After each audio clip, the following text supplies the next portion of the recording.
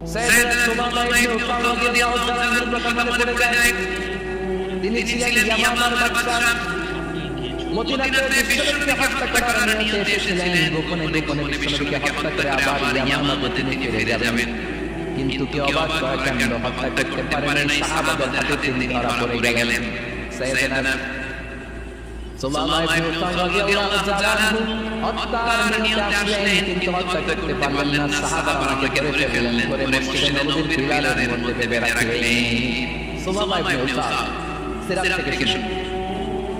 থেকে শোনাচ্ছি রাদিয়াল্লাহু তাআলা ইয়ামামার অধিপতি ছিলেন। ইয়ামাম বিশ্বনবীকে হত্যার জন্য আসছেন, ধরা পড়ে গেছেন, মসজিদে নববীতে বেঁধে রাখছেন। তার মানে বন্দী।